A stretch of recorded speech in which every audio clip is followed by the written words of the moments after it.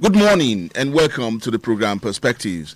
Perspectives this morning on Invicta 98.9. And this morning, news coming out. And of course, getting a little bit stale now, but it's news that ASUU has extended its strike with about 8 weeks now. Yes, 8 weeks. And this is to say that our children will still be sitting back home, and those on the campuses will still just be there.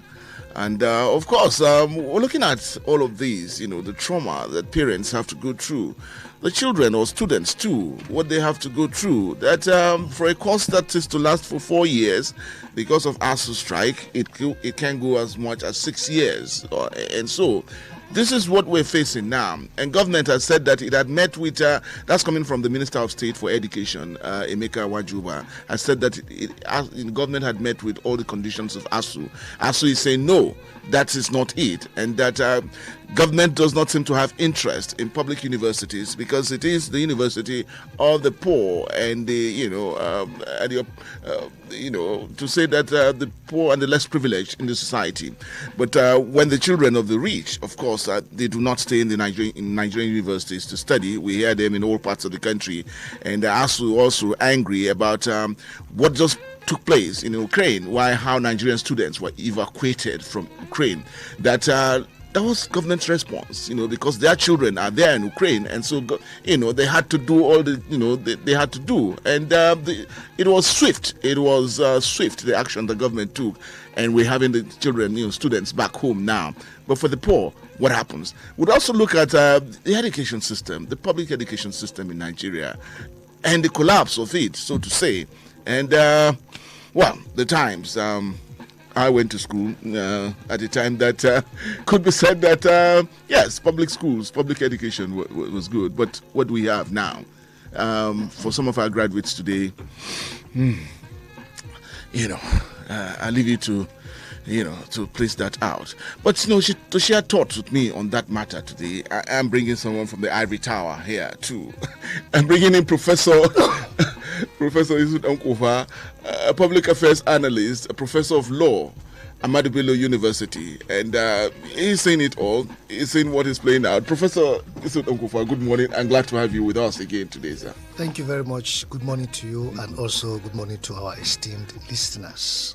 I gave a background there, but I'm taking a cue from what is coming out from ASUU leaders, that government does not seem to be interested in public universities, and so we have this spread of so many private universities coming out now. Some people will say some of the universities are just glorified secondary schools, but that's what we're having now. This face-off, ASUU and government, it's been long. It just did not start years back or 2-3 years back. It's just been with us, and the question being asked, why did it have to be this way? Education in any country of the world. Thank you very much. Like you rightly said, ASUU has been in the struggle for the revitalization of tertiary education in Nigeria for over a long period of time, as long as probably over 40 years. Because from antecedents, there has been effort by government to abandon, its responsibility in terms of funding public education at all levels. And ASUU has always believed that if it did not take proactive measures to stem this decay, what happened to public primary and secondary school, the fate that befell them will definitely fall on tertiary education. Because as you know, today there's a collapse of public primary and secondary education. It has been commercialized.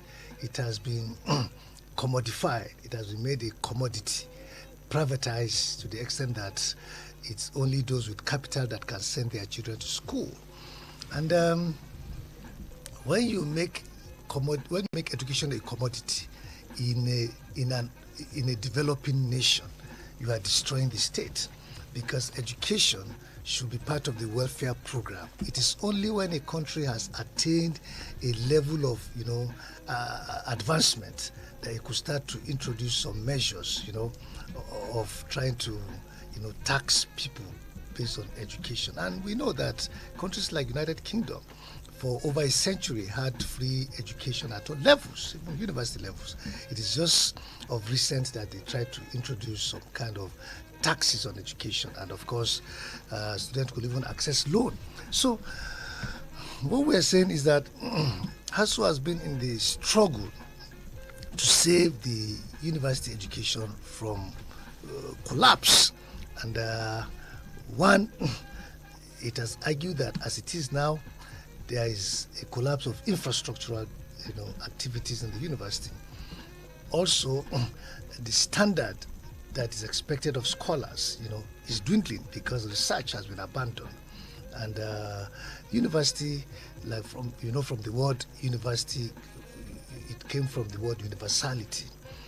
There is a place that is called Ivory Tower where scholars, intellectuals from all over the world would converge. So what is happening is that the intellectual crisis that ASUU has always foreseen had happened in the universities, and today Nigerian universities are no longer international centers of learning. They are now localized because the economic condition in the country and the fact that government do not support education do not attract international scholars like it used to be. You just made mention of it. You just made a statement that when you were in the university, when we were in school, you are the best. You could enter a class and see scholars from different part of the globe converging to enthrone real scholarship, real intellectualism. So why has Nigerian universities become 100% localized? Why is it that it doesn't attract the best from international fora? Why is it that infrastructures are not working? Why is it that the children that comes to university, students don't get the best? And you could see the effect of what is happening now, where people are being, people are saying that the graduates from the universities, are not of quality type. There's no quality. So as we now begin to engage with government, look, if you don't come in to fund these universities, then we'll come to a stage where universities will collapse in its entirety. And the fulcrum of ASUU's agitations are simple. One, funding. Government must fund these universities. Two, some level of university autonomy so as to allow for, effective administration, university autonomy, so that you detach it from the normal bureaucracy that you have within the civil service. Then also the conditions of service of teachers, of lecturers must be looked into. So, and also alongside condition of service is what we call academic freedom for scholars to be able to thrive. So these are the fulcrum upon which ASUU is agitating. And if you expand this fulcrum further, you get about 6 demands that ASUU has placed before the federal government, which of course has been reduced into an agreement. The 2009 agreement is clearly has clearly spelled out the demands of ASUU. One, to renegotiate the conditions of service of scholars. We're amongst the most poorly paid people in this country and even globally. So there are best practices in terms of emolument. And when you say you are a scholar in Nigeria, you should be able to compete globally. You should be able to be a scholar in South Africa, be a scholar in the United Kingdom. But as it is now, Nigerian graduates are hardly being assimilated for postgraduate studies in other countries. You have to repeat final year, or you just have to be put on a foundation course. Why? Because it is believed that the standard have really gone down. So what we're saying is that, look, you have to motivate those who are doing this work. You cannot pay scholars slave wages and expect them to perform optimally. So there is a kind of apathy. There is lack of inspiration. People are not motivated to do the work. So first and foremost, there must be a renegotiation of condition of service. And the last time this was done was in 2009. So you can't just close your eyes to this reality when in this country you pay people who don't really add value to the economy, humongous amount of emoluments, like the parliamentarians, senators who just go there and sleep. So as we said, look, one, we must renegotiate our condition of service. Two, there must be injection of revitalization funds. We must revitalize the universities, infrastructures, and also working tools. For the sciences, there must be laboratories. For the medical colleges, you must, put up, state-of-the-art infrastructure being driven by technology. Because as it is now, when you go to our laboratories, go to medical colleges, you find archaic, instrument. Go to our libraries, you have old-fashioned, books, out-of-date books. So it is the lecturers from their own meager salary that continue to procure books, that will aid their teaching. So we're saying, look, this thing cannot continue, because as it is now, the universities are just a mere shadow of themselves. There is nothing modern about these universities. Prof, quickly on that, there are best global practices and, the standards. Budgetary allocation for education, the standards for it, the United Nations has recognized. But the question being asked, why is government, not in tune with what ASUU would demand over the years? I'm talking about successive governments now. That why is it that public schools that government, functionaries enjoyed, as it were, then, and so much attention is not put to it, because of course people would say that private universities or private institutions are coming up now, and so maybe that could be the reason why government is not, interested or in showing this apathy to university system now. It's part of the irresponsibility of the Nigerian leadership class over time, because one, they do not even have the understanding of how to develop this country, or rather, they do not have the political will.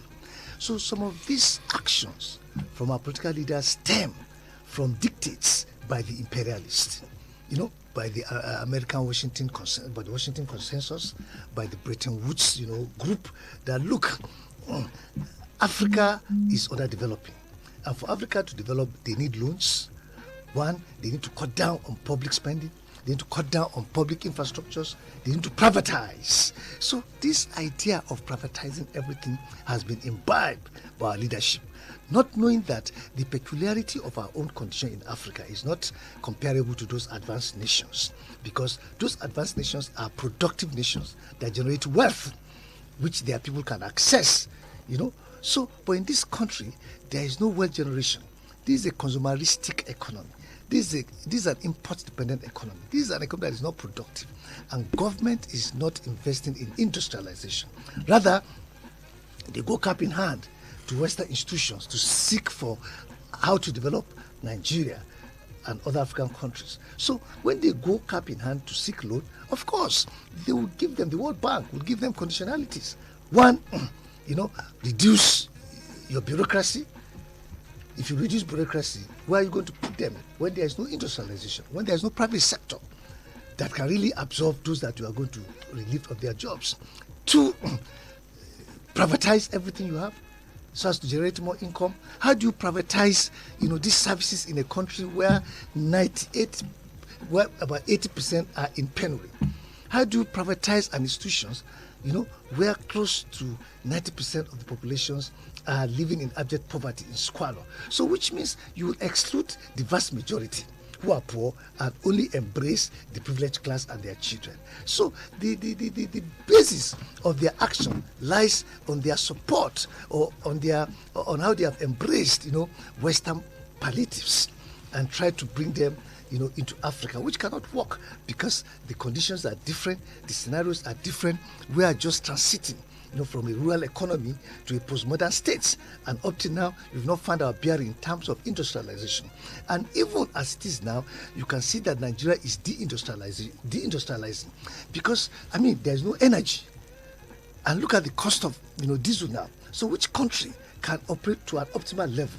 Look, the Association of Airline Operators just made a pronouncement that in the next 3 days they will not be able to fly, and that the cheapest anybody can pay from Abuja to Lagos is about 120,000 for economy. So you can see how the country is faltering, and the entire economic outlay is so disorganized, disoriented, that it is impacting on how other systems thrive. So when government do not understand that the peculiarity of our conditions demands that education becomes welfare, because it's only when you have been able to adequately educate close to 70 or 80% of the people that you can start talking about probably introducing some taxes for the people. But without that, you are going to eliminate so many people from the benefit of public education. That our next door neighbor, Ghana, is doing well, even with his public education system now. What does that tell, about where we are today with it? You see, it's difficult to make a sound comparison between two countries that have, differences in terms of population. You are talking of Ghana, there's about 20 million people, and you are talking about Nigeria, you have about over 200 million people. So, the comparison, Ghana can effectively, manage. Yes, manage. But Nigeria, where, the population grows, astronomically, we really have to do something about how to support our education, especially government. So what we're saying is that government must spend more, and government have the money. The argument that government does not have the money is a ruse. This is a government that was planning to, to eliminate or to purify adulterated fuel with about 220 billion naira. And as we say, look, within 5 years, give us 1.3 trillion for revitalization. Every year, give us 200 billion. Within 5 years, have paid. And the government is not inclined to do so, because this is government, or rather Nigerian government, right from independence, are so enmeshed in how they will waste resources on their own frivolous activities, how they will live opulent life, how you can see the national budget and even state budget, how close to 60 or 70% is being, appropriated for the current expenditure of the leadership class.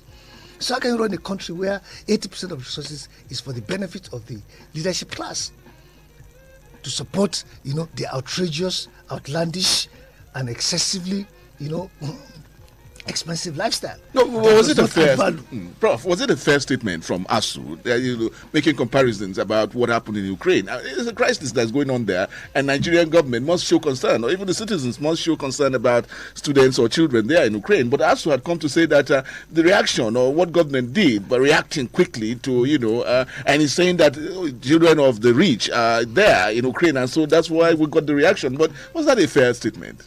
I think that's a fair statement, because you have to understand the context of what ASUU say. ASUU said, look, if it were any other issue that relates to the children of the poor, for example, public education, government will be very slow in responding.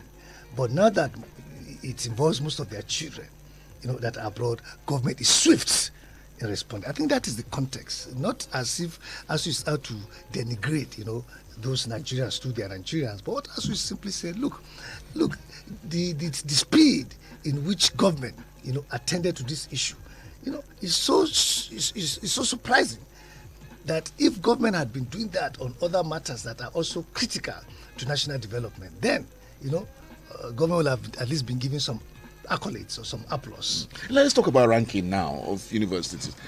Nigerian universities they are on the lower rung, so to say, of ranking. But this was not, people go back to glorious years of the 80s and, how Nigerian universities were placed. But today, it's only private universities that we see are, coming out as tops from the world ranking of universities and their performance. Again, I'm sure this is about what we've been talking about too. But private universities in this, in competition with public universities.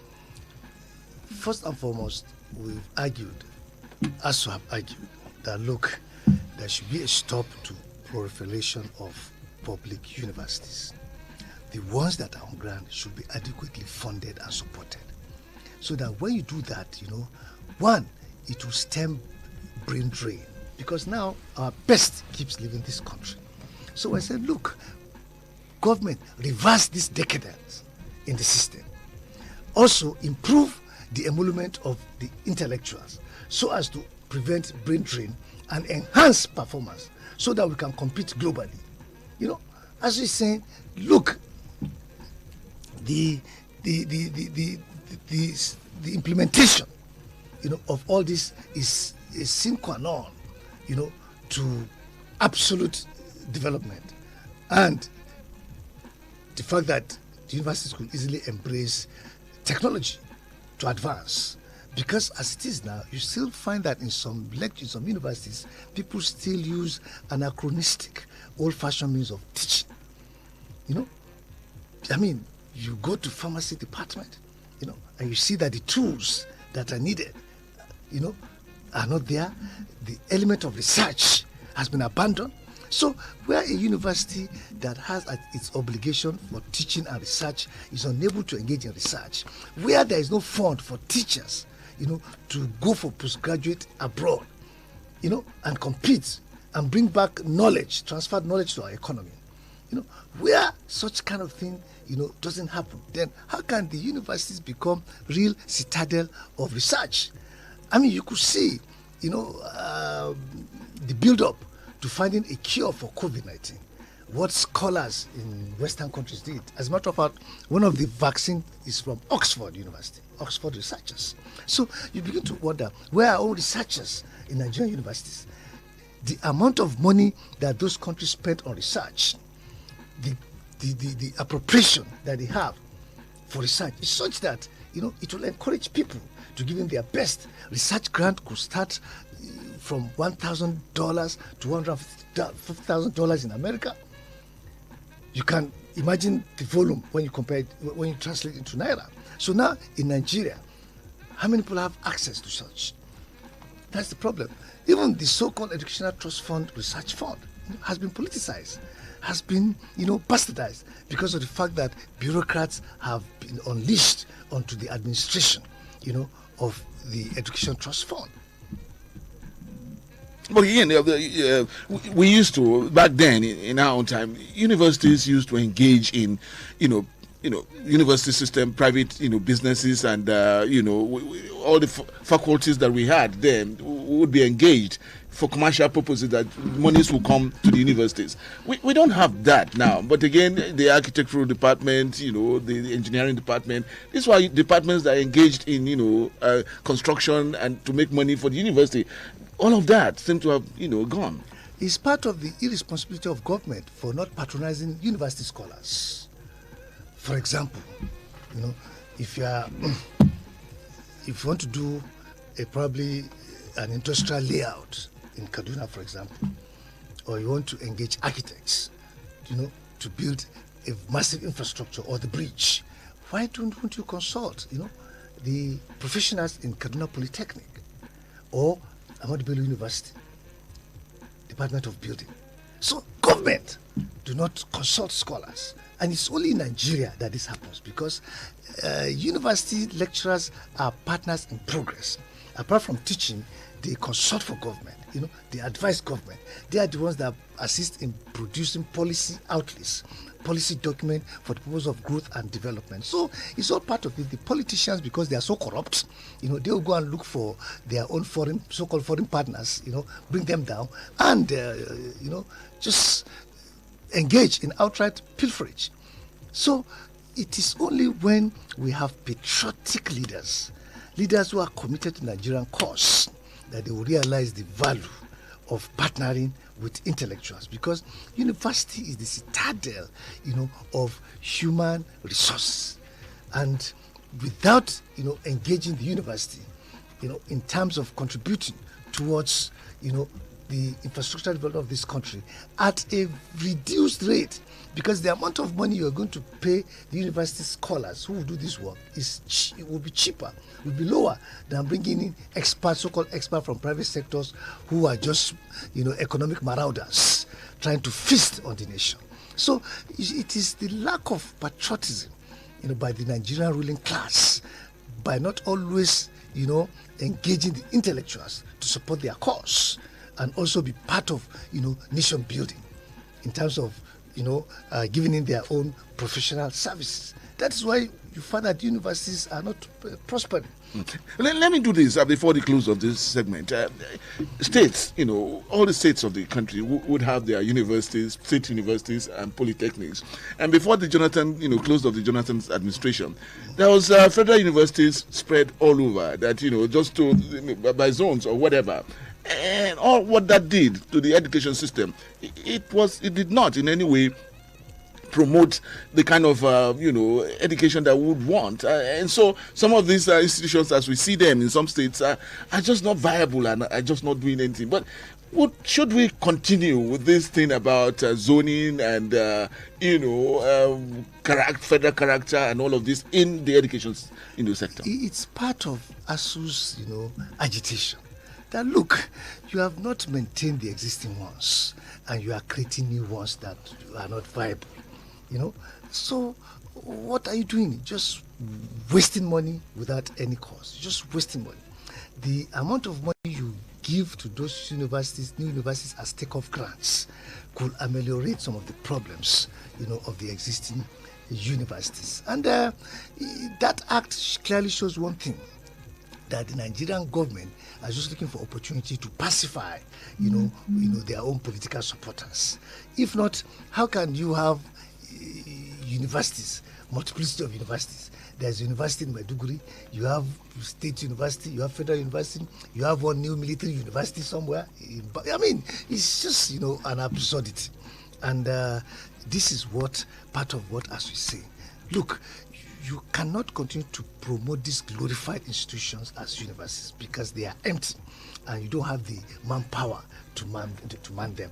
And that is why they keep coming to the existing universities, seeking for lecturers to come and be on sabbatical or engage in part-time scholarship there, because scholars are not produced overnight. So that is part of the struggle. That look, we cannot just allow government to continue to acting, political under a situation that needs, pragmatic intervention in the educational, system.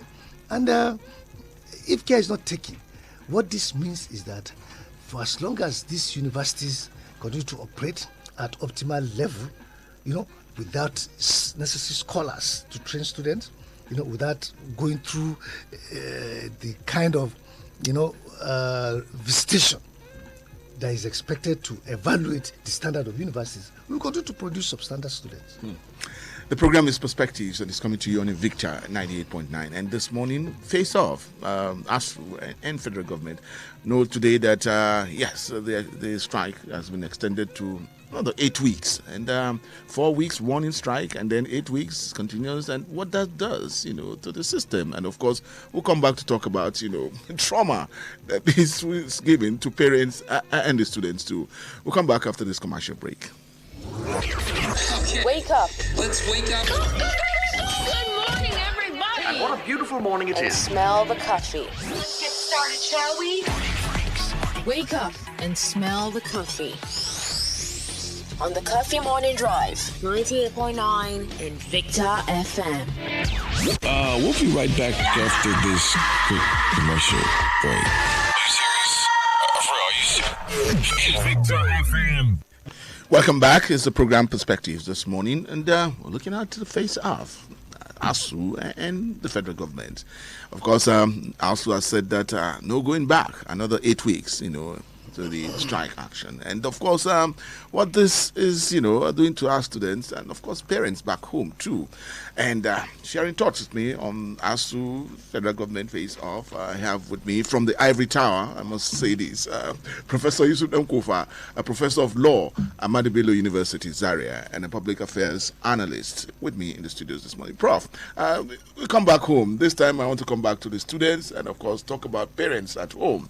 Now, this is taking its toll on parents, that you make your plans that in 4 years my son, my daughter would be a graduate, and of course this goes to about 6 years, and of course the parents understanding what ASUU wants, and of course looking at it that the students too, when they come back home, stay back home, we know what is coming out of the society today. We know about the internet fraud. We know about the Yahoo things. We know that children are even losing interest in education now because it's a society that has respect for you having money from wherever you get your money. So the trauma that these students are made to go through and ASUU, and what all the students and parents are asking for is that for ASUU to just understand and take what's given to them, and if they can move on with that. I think at times in ASUU, we're beginning to think that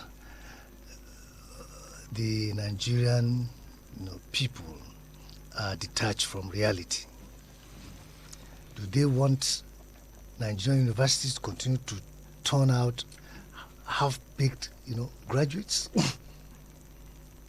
And do they understand its implication on the professional life of those, and also the consequences on social life?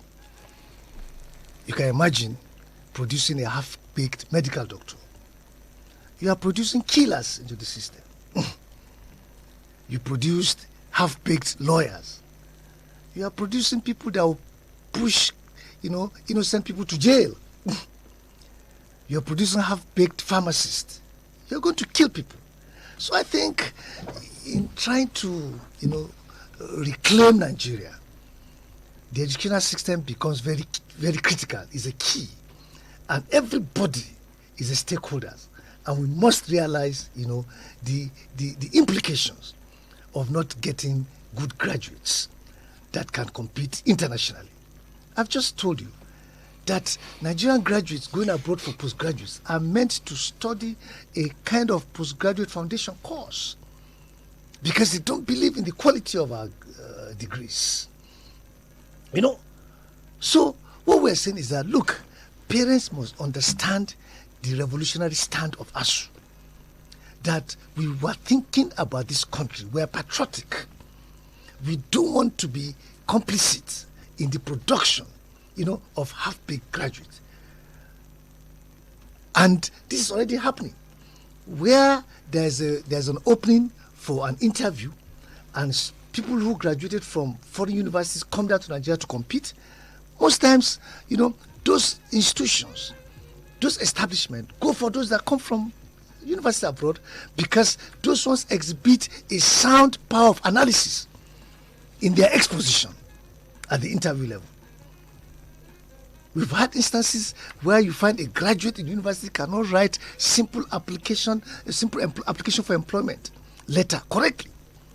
Simple grammar, simple syntax. They don't know punctuations. They don't know what's punctuation. They don't know. Graduate. So, and also, is that what, will supersede the thinking of the parents? Are the parents not going to be proud if their own words can stand on their own and compete and create value? And that is why you find that out. Most graduates that we have, cannot compete.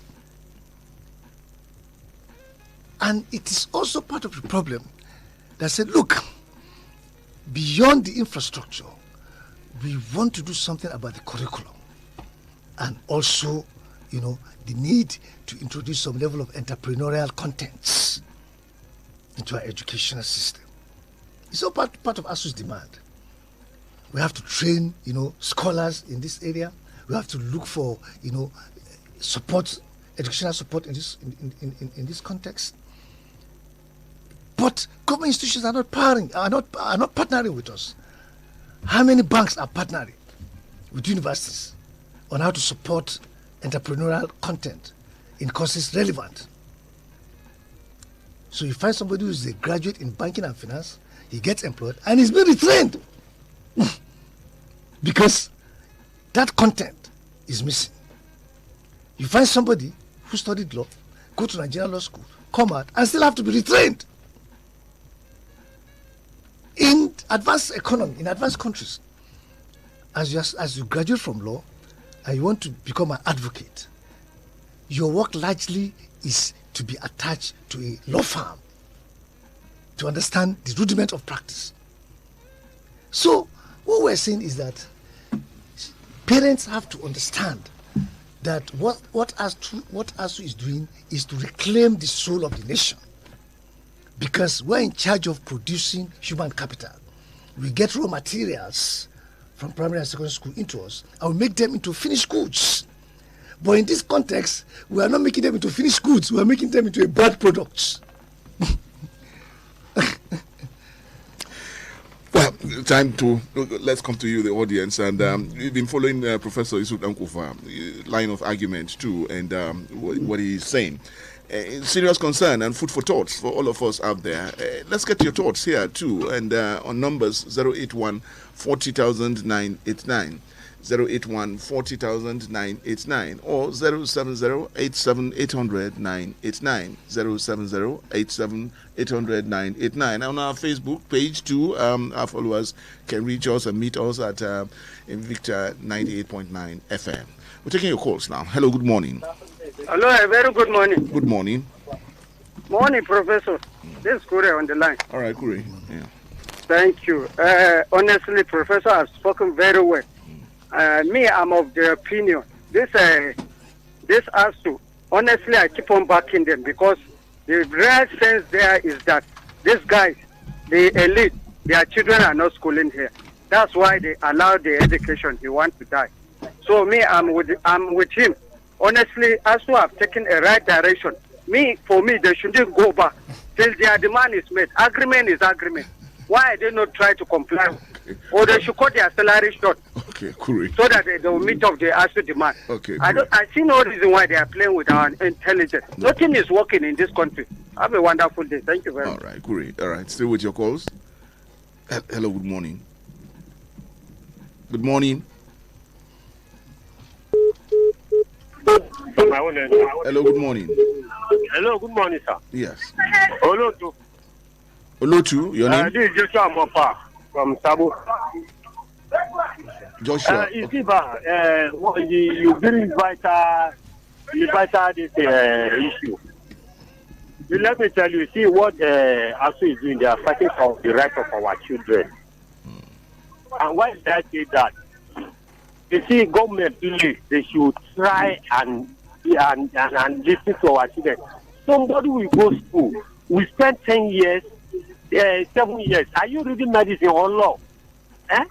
All their children, they are in abroad. Some of them, most of them, are they not in Ukraine? If not Ukraine issue that started now, they will not know what is going on there. Please, they should try and resolve this issue. Please, okay. I'm begging government. All right, please. Joshua. Olotu, all right. No, got you, Joshua. Hello, good morning. Hello, good morning. Good morning. Comrade Megari on the line. Comrade? Megari. Okay, comrade. Yes.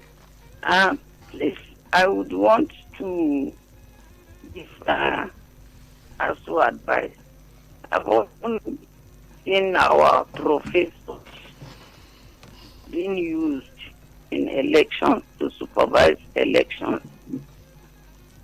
I would want to advise them, since this issue has eluded all governments up to now, I would want to advise our professors and all the other stakeholders to mobilize themselves and come out and contest election, mobilize their students, mobilize everybody. And then it will now be their issue, not, they will now be the government. And they will do all these things. So I think it is better. Thank you. Good morning. Comrade Megari, thank you. We got you on that. I'll still take one more call. And hello, good morning. Good morning, Mr. Toyin Alabi. Good morning. Good morning to your guest. You're on to Engineer Manuel. Okay, Engineer Manuel. I think the Prof has spoken well. For me, I think I'm with them 100%. The federal government are not ready. Reason because their children are not schooling in this country. That's why they are trying to bring our education sector in this country to zero. That God is greater than them. Because for me, those that are supposed to be ending well are the people not ending well. What are the benefits of the House of Assembly and Senate? Did they deserve to get what they are getting? These people that are teaching our children, all those leaders, they go through all these lecturers, one way or the other, and they benefited. Our founding father gave them free education. Now it is their time to do that same. They took their own children across the shore and tell them, where is the agreement they had with when the Sultan of Sokoto and some clerics met the federal government, and the Minister for Labour told us that their money is for the CBN. Where is that money? And I remember specifically what the president said in 2014 before he came into power, that 700 something billion was wasted in national comfort, that they should have given it to the university lecturers so that our university sector will be bound. Today is there. Why is he not using that money that they budgeted 20-something billion for his travel internal and in and out? Give it to the lecturers so that we know that he has passion for our education sector in this country. Okay. So please, the lecturers, I know it's too early for advice. It is the ground that suffer. I will not tell them to call off the strike. But let the federal government fulfill the agreement they had with them, even if it starts with them or not. Okay. Let them give this. It is their money. Okay. They have no right over their money. Emmanuel, let them give them their money. Okay, we got you. Money that they are taking. Did they work for it? We got you, Engineer Emmanuel. All right. God bless you, Mr. Tyler. Thank you. All right. We'll come to our Facebook page. We have we have comments, coming from there. Job.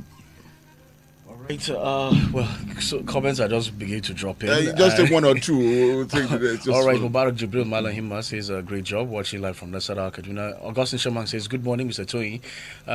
Having the man that speak always the aspirations of goodwills of Nigerians, Professor Dankofa, an elite that I value with passion.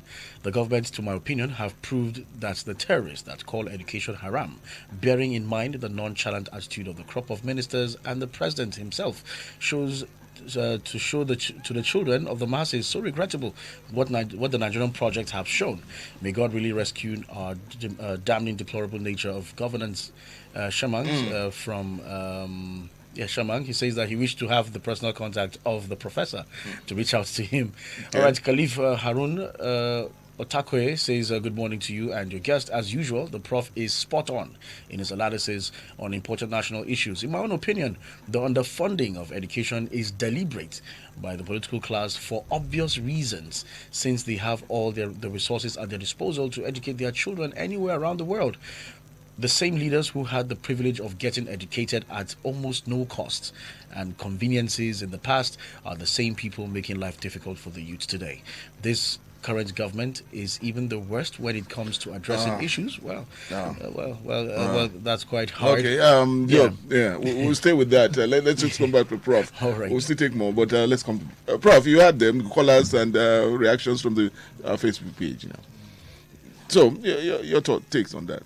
Yes, I think the reactions are in tandem with the reality of what ASUU is doing. And I want to react to the position of one of the speakers. Yes, I'm sure that will be Comrade Megari. No.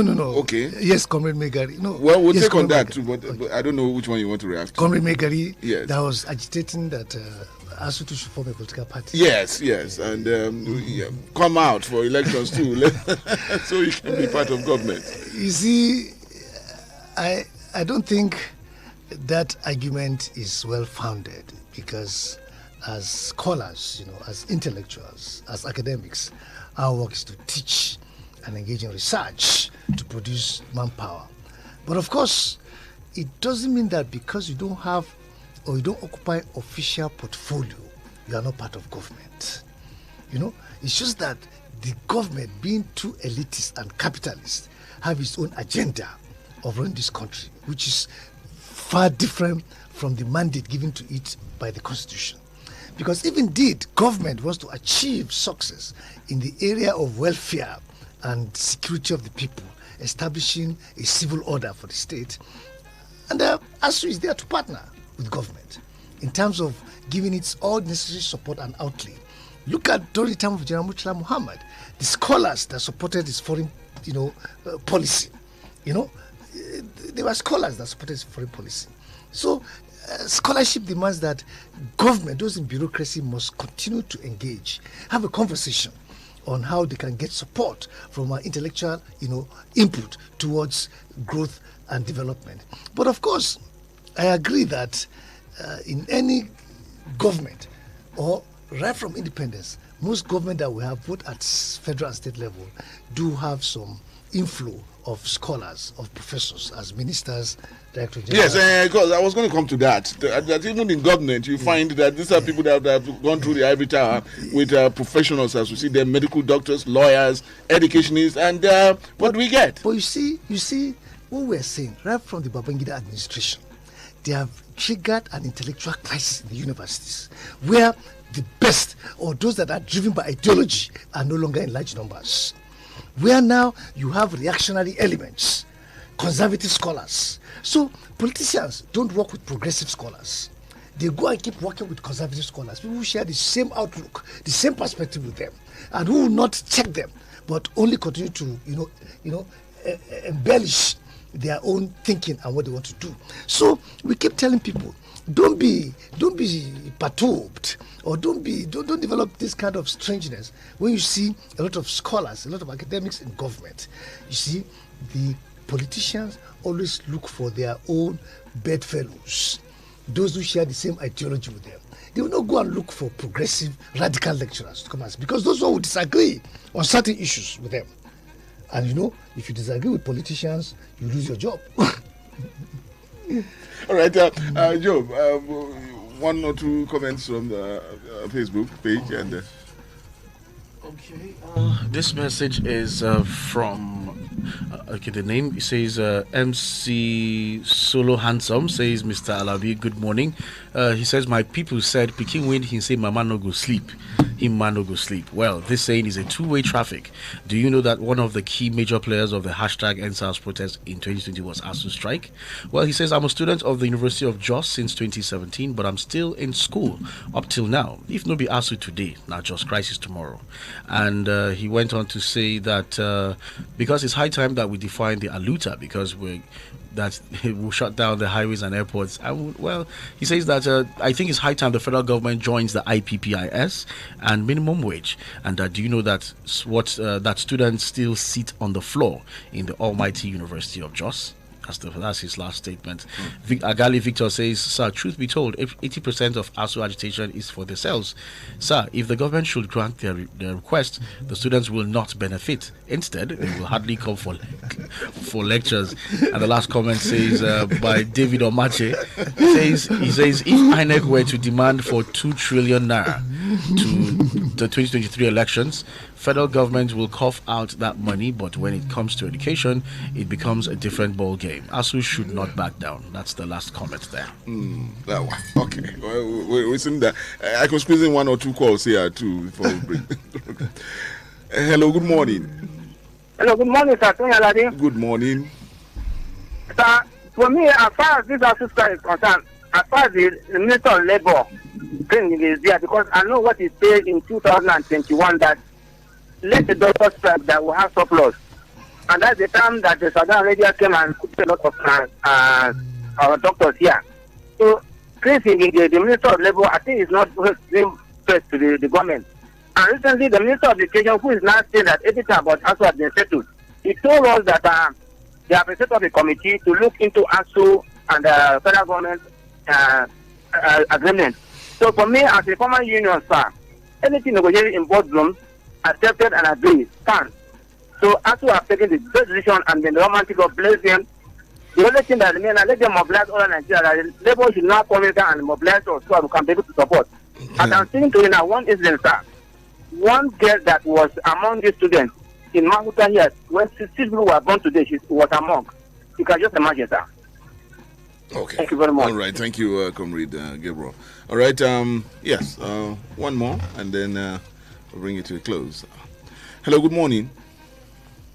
Hello, good morning, sir. Good morning. Thank you, sir. You are talking to Mr. Jibril from Nasarawa. Okay, Jibril from Nasarawa. Yes, sir. I want to ask ASUU. Does it mean we don't have ASUU during Obasanjo era and the Goodluck era? Or does it mean we don't have problem of education in this particular era to date? There are problems of education as well. And education also are equally underfunded right from such era. But the way ASUU are mounting pressure on federal government today, we have not seen that in some of those era. Or is it because it's the President Muhammad Buhari regime? Okay. That's why they are pressurizing government. Okay. It is disheartening. And they want to. I want to ask my professor down there. He's saying that some of the students that are graduating, they cannot be able to read and write properly. Are they exposing themselves? Who taught those students? Are they not going to taught the students? Or is it the government that teach the students? Okay. All right. It's unfortunate. We also have been politicized. If the government wants to dissolve ASUU, there's no they are not happy matter. Okay, Jibril from the Sarawak. All right, Prof. Over to you now. You see, ASUU is saying there is a rot in the system. There is a decay. And because government has become, so insensitive, so, detached from these issues, that is why we're having the kind of graduate that we produce. But if government had met the demands, it means that one, the university will be revitalized, through proper funding. Also lecturers will be well enumerated. There'll be well laid out emolument for them, well remunerated, and it will impact, on productivity. And when you have such kind of universities where infrastructures are there, working tools are there, libraries are up to date, research is going on, it's benefit everybody. But where these things are lacking, so how will lecturers be able to give standard education? How will they be able to engage in standard research that will benefit the nation? So that's what we're saying. And the argument that we're focusing more on Professor Buhari is a farce. It's not correct. You should go and check the history of ASUU struggle. ASUU is basically apolitical. We are not political. We are not partisan at all. And this struggle has been on for the past 50 years. During the Obasanjo administration, he had his own fear of struggle with ASUU, crisis with ASUU. During the time of Jonathan, we went on strike. So it is not, particularized to a government, and probably taking it as opposition to that particular government. No, ASUU is totally apolitical. Well, again, I'm sure this will be part of your last line, Prof, on what we're just saying now. But let's just taking a little bit from what Jibril said, that if these children, were in school and they, come out and cannot read or write properly, who takes the blame here? Government, because they've not given us the supporting tools to work.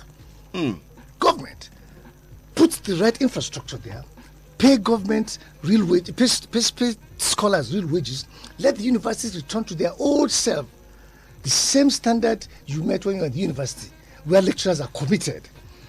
Because now, if a lecturer is not passionate, doesn't have the passion to teach, he will not be there. And how many people want to take up lecturing job these days? How many people? Except those that are looking for stopgap, those that are looking for meal ticket. But see, teaching is such that you must have the passion. And that is why you see that the few that remain in the university are those that are passionate about education. But when they are handicapped, how do you expect them to perform to an optimal level? How do you expect sterling, responses, attributes from them? How? When the libraries, are full of outdated books, when they are not privy to the pot of modern research, when the laboratories are just there with old and antiquated, items, when technology is not being brought to bear to advance education as it is elsewhere, when, like somebody wrote, when people still sit down on the sea or sit down on the floor. When you go to a hall that's supposed to take 30 or 40 people, you see about 100 people. So, what can you do when you have about 400 people in a class? How can you adequately, without funding, how can you adequately tackle, 400 people on the basis of quality teaching and assessment? And when there is no visitation panel report, they have to look at the needs of different universities to be able to tell the government, okay, this particular university, these are its needs, and this is what you should give to her. That's why we're saying, look, let there be visitation panels, to report of visitation panels. As at the last count, only about 50 universities have been visited, and their needs, being tabled to government, and nothing has been done. Food for thought there, and that will just be about the size of it on Perspectives this morning. We're looking at the face of ASUU and federal government, and hoping too that it will come to an end, and our children can be back in school, and of course meeting up on both sides, that this can be resolved amicably. Professor Yusuf Dankofa, thank you for coming on the program. Thank you very much. Yes. And perspectives today with Professor Yusuf Dankofa, a professor of law from the Ivory Tower of Ahmadu Bello University, Zaria, a commentator on national and international matters. To Job Daniels, thank you for connecting us with the people. We'll come back with perspectives tomorrow. Have a good day.